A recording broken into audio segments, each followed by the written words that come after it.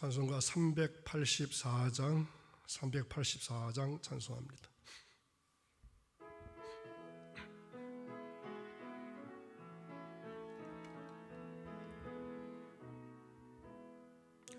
나의 갈 길 다가도록 예수 인도하시니 내 주 안에 있는 긍휼 어찌 의심하리요. 믿음으로 사는 자는 하늘 위로 받겠네. 무슨 일을 만나든지 만사형통하리라.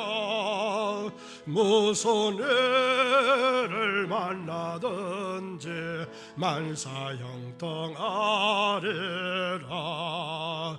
나의 갈 길 다가도록 예수 인도하시니 어려운 일 당한 때도 족한 은혜 주시네. 나는 심히 고단하고 영혼 매우 가라나.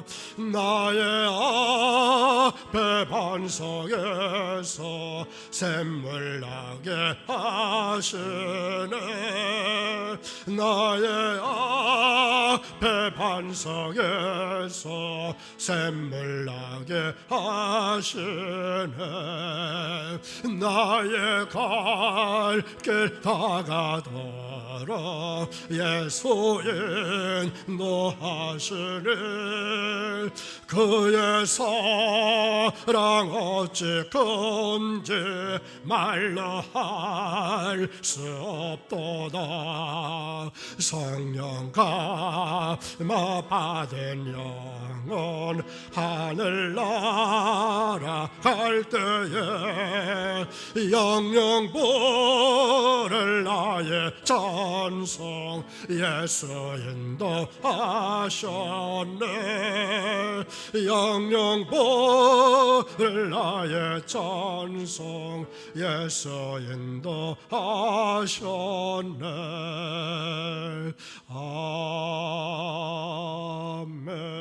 아멘. 사도신경으로 우리의 신앙을 고백합니다. 전능하사 천지를 만드신 하나님 아버지를 내가 믿사오며 그 외아들 우리 주 예수 그리스도를 믿사오니 이는 성령으로 잉태하사 동정녀 마리아에게 나시고 본디오 빌라도에게 고난을 받으사 십자가에 못 박혀 죽으시고 장사한 지 사흘 만에 죽은 자 가운데서 다시 살아나시며 하늘에 오르사 전능하신 하나님 우편에 앉아 계시다가 저리로서 산자와 죽은 자를 심판하러 오시리라. 성령을 믿사오며 거룩한 공회와 성도가 서로 교통하는 것과 죄를 사하여 주시는 것과 몸이 다시 사는 것과 영원히 사는 것을 믿사옵나이다. 아멘. 오늘 하나님 주신 말씀 출애굽기 1장 8절에서 22절 마지막 절까지 한 목소리로 함께 있습니다. 요셉을 알지 못하는 새 왕이 일어나 애굽을 다스리더니 그가 그 백성에게 이르되 이 백성 이스라엘 자손이 우리보다 많고 강하도다. 자, 우리가 그들에게 대하여 지혜롭게 하자.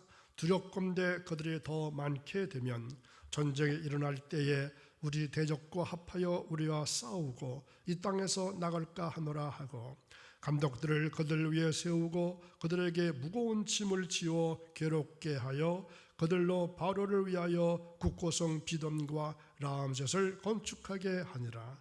그러나 학대를 받을수록 더욱 번성하여 퍼져나가니 애굽 사람이 이스라엘 자손을 인하여 근심하여 이스라엘 자손에게 이를 엄하게 시켜 어려운 노동으로 그들의 생활을 괴롭게 하니 곧 흙 이기기와 벽돌 굽기와 농사의 여러 가지 일이라.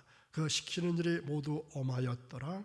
애굽 왕이 시브리 산파 시브라라 하는 자와 부하라 하는 사람에게 말하여 이르되 너희는 시브리 여인을 위하여 해산을 도울 때에 그 자리를 살펴서 아들이거든 그를 죽이고 딸이거든 살려두라. 그러나 산파들이 하나님을 두려워하여 애굽 왕의 명령을 어기고 남자 아기들을 살린지라.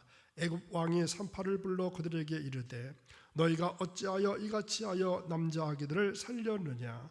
산파가 바로에게 대답하되 시브리 여인은 애굽 여인과 같지 아니하고 건장하여 산파가 그들에게 이르기 전에 해산하였더이다 하매 하나님이 그 산파들에게 은혜를 베푸시니 그 백성은 번성하고 매우 강하니라. 그 산파들은 하나님을 경외하였으므로 하나님이 그들의 집안을 흥하게 하신지라. 그러므로 바로가 그의 모든 백성에게 명령하여 이르되 아들이 태어나거든 너희는 그를 나일강에 던지고 딸이거든 살려두라 하였더라. 아멘. 오늘도 새벽을 깨우고 온라인 예배를 통해서 새벽 예배를 드리신 여러분, 믿음은 아무것도 보이지 않는 그곳에서 마음을 다해서 오직 주님만 의지하는 것입니다. 이러한 믿음이 오늘 예배를 드리시는 여러분 모두에게 있게 되시기를 주님의 이름으로 축원합니다.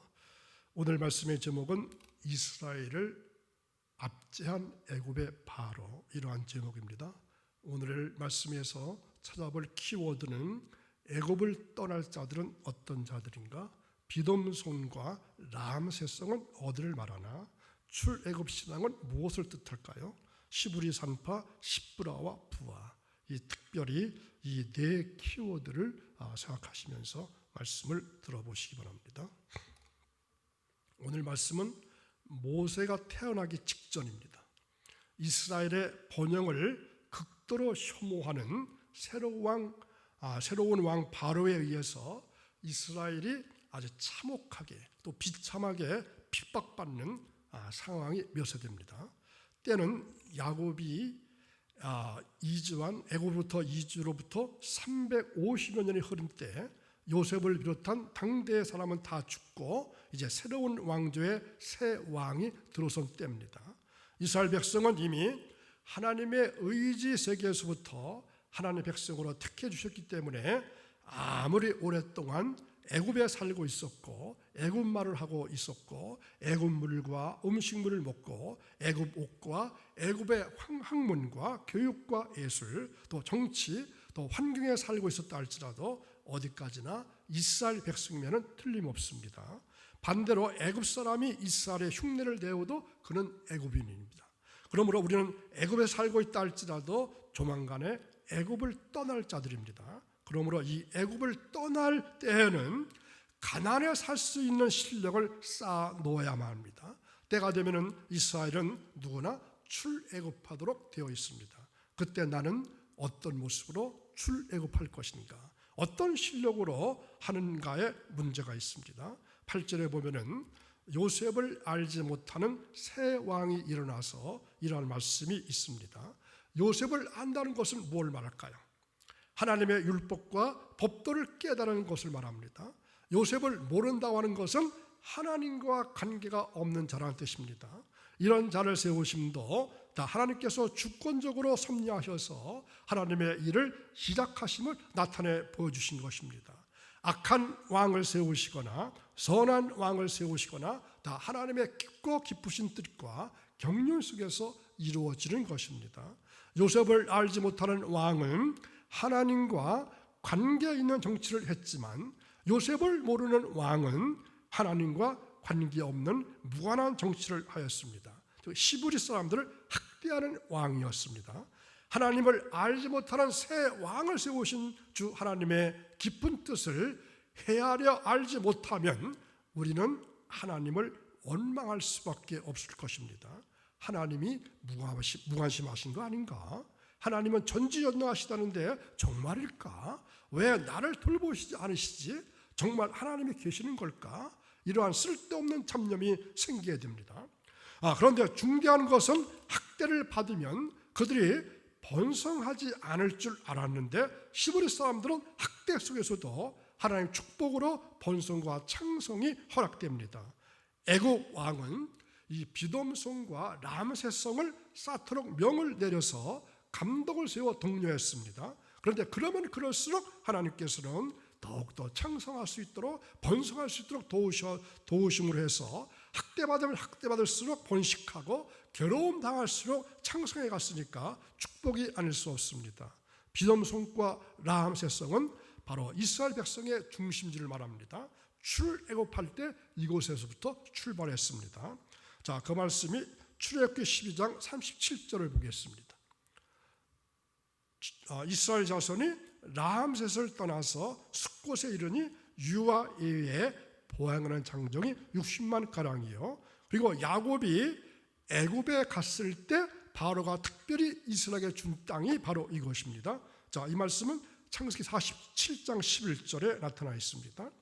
요셉이 바로의 명령대로 그의 아버지와 그의 형들에게 거주할 곳을 주되 애굽의 좋은 땅 라암셋을 그들에게 주어 소유로 삼게 하고, 또 이곳은 애굽의 동북부 제20주 곧 고센 지방의 한 성읍인데 이스라엘 백성이 건설한 애굽의 국고성을 말합니다. 자, 그 말씀이 이런 말씀 11절, 감독들을 그들 위에 세우고 그들에게 무거운 짐을 지워 괴롭게 하여 그들에게 바로를 위하여 국고성 비돔과 라암셋을 건축하게 하니라. 자, 믿는 이스라엘 백성들이 창성하는 방법은 이러합니다.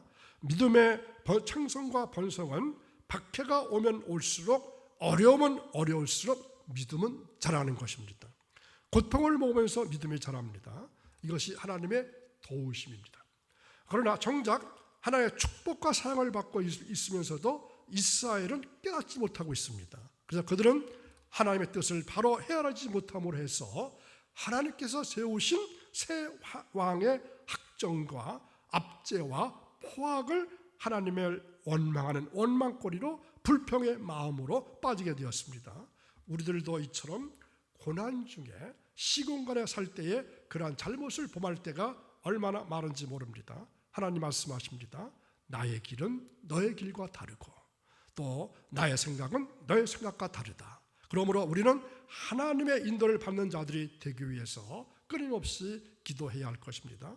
요셉을 알지 못하는 새 왕은 이스라엘의 급속한 번영과 창성에 극도의 혐오감과 불안감을 느끼고 더욱더 이스라엘을 잔혹하게 학대했습니다.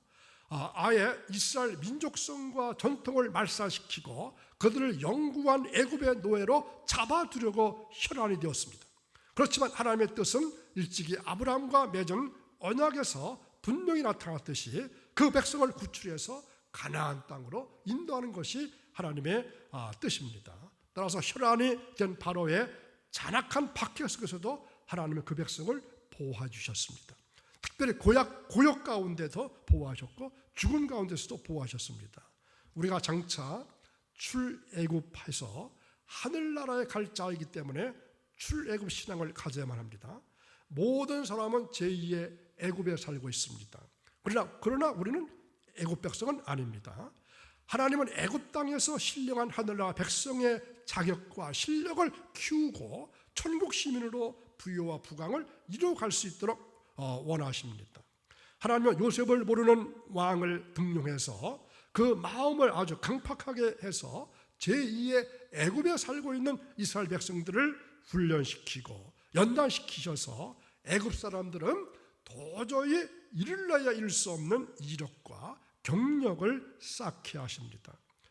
우리는 이 세상에 살면서 때때로 천국 시민으로 믿음으로 살기보다는 애국 백성으로 사는 것이 더 좋고 바람직하고 더 살맛이 날 것 같아서 미혹을 받게 될 때가 있습니다. 애국 백성으로만 살 것 같으면 고통과 환난과 질고와 아픔이 다 사라질 것처럼 보여지기 때문일 것입니다. 그러나 우리가 겉으로 보기에는 애굽의 탄압과 학대지만 고통으로 보이지만 이면으로 볼 것 같으면 탁월하게 하시는 하나님의 역사가 그 안에 숨어 있습니다. 오늘 애굽 왕의 명령이 히브리 산파 십부라와 부하에게 내려졌다고 했습니다. 이스라엘 사람들은 두 가지 명령으로 사는 사람과 한 가지 명령으로 사는 사람으로 갈라집니다. 이스라엘 사람들이 가혹한 애굽 왕의 명령에서도 도저히 살려야 살 수 없는 강하고 무서운 명령의 가혹함이 있었지만 계속해서 살아갈 수 있었습니다. 그것은 하나님께서 살게 하셨고 삶을 주심으로 살아가게 하신 것입니다. 사실 내 힘으로 산 것 같지만 하나님께서 살게 해주셨습니다. 살려주셨습니다. 또 살펴서 보호해 주신다는 것을 믿어야 합니다. 하나님의 말씀은 나와 관계없는 말씀은 하나도 없습니다. 성경에 나오는 인물은 또 다 나를 계시해 주신 것입니다. 오늘 말씀에 특별히 산파의 이름이 나옵니다. 십브라와 부하 이렇게 말합니다. 십브라와 부하. 십브라고 하는 이름이 맑음 이러한 뜻을 갖고 있습니다. 부하는 찬란함 이러한 뜻을 갖고 있는데 참으로 예쁜 이름입니다. 맑음과 찬란함. 이렇게 좋은 이름인데도 사람들은 십브라나 부하라고 이름을 부르질 않습니다. 많은 신자들이 성경에 등장하는 유명한 이름을 차용해서 이 본인이나 자녀의 이름을 짓게 됩니다. 조다윗, 김바울, 이에스더, 한요한, 이드보라, 최베드로, 박마리아, 정노세. 제가 지금 부른 이름들은 대부분 제가 알고 있는 이름들입니다. 그런데 아직까지 오늘 말씀에 나오는 산파 이름을 따서 김십부라, 이부하 이렇게 지은 것을 들어본 적이 없습니다. 여성들의 이름 중에도 이 마리아나 드보라, 에스더라고 하는 이름은 많아도 십부하나 부하라고 지은 이름은 들어보지를 못한 것 같습니다. 이것은 성경에 별로 유명하게 나오는 이름이 아니기 때문일 것입니다. 사실 성경에 나오는 사람들은 특별한 은총을 입은 사람들인데도 이 십부하나 부하라는 이름을 지은 사람은 없는 것 같습니다. 자, 그렇다면 시브리, 산파, 십브라와 부하는 누굴까요? 이것도 내 속에 있는 나라고 생각해 보시기 바랍니다. 어떻게 생각해 볼 필요가 있을까요? 오늘날 우리가 다 산파입니다. 어떤 산파? 죽이느냐 살리느냐 하는 갈림길의 문제를 안고 있는 산파들입니다. 그리고 이제 바로의 명령으로 죽이기 전에 먼저 살려내느냐 아니면 건져내느냐 죽이느냐, 바로의 명령대로 죽이는 행동을 하느냐를 택해야 하는 것입니다. 즉 산파 역할을 잘해야 합니다. 어떤 역할을 해야 하는 것입니까? 자기 신앙에 대한 산파 역할이 먼저 중요하고, 자기 가정에 대한 산파 역할이고, 그 다음에는 자기 교회에 대한 산파 역할을 잘해야 합니다. 내가 산파 역할을 잘 함으로 해서 하나님께서 은혜를 베푸셔서 보다 강하고 담대하게 신앙의 승리를 얻을 수 있도록 할 수 있기 때문입니다. 전도할 때도, 찬송할 때도, 기도할 때도, 봉사할 때도 산파의 기도가 필요하고, 산파의 찬송이 필요하고, 산파의 기도가 필요합니다. 이 두 산파는 바로의 명을 어기고 애굽 왕을 두려워하지 않고 하나님의 소원과 목적과 뜻을 쫓아서 믿음의 아들을 출산하게 했고, 소망의 아들을 출산하게 했고, 사랑의 아들을 출산하게 합력한 분들입니다. 오늘날 우리는 애굽과 같은 세상에서 나그네여 또한 행인으로 살고 있습니다. 사탄은 우리들을 죄와 사망의 쇠사슬로 묶어놓고 언제까지나 자신을 섬기는 노예로 삼고자 혈안되고 있습니다. 다 성도들은 이 땅을 사는 동안에 하늘 가나에 대한 소망과 여호와 신앙으로 말미암아 세상의 온갖 핍박을 당하면서 살게 됩니다. 마치 이스라엘이 바로에게 당했던 고역의 괴로움과 죽음의 우형과도 같은 상황에 처할 수 있게 됩니다.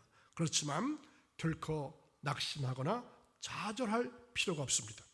그 백성을 눈동자처럼 지키시고 살피시는 하나님의 보호의 손길이 있기 때문입니다. 하나님의 보호의 손길이 있는 한 사탄은 성도의 머리털 하나 손댈 수가 없기 때문입니다. 오히려 역경의 강풍이 우리를 하늘 폭우로 더욱더 빨리 인도하는 하나님의 섭리의 바람이 될 것입니다. 특별히 오늘 십부하와 부하의 이 산파 역할을 잘 할 수 있는 여러분의 신앙삶이 이어지기를 간절히 축원합니다. 기도합니다. 창조주 하나님 아버지, 저희들은 주님의 피조물입니다.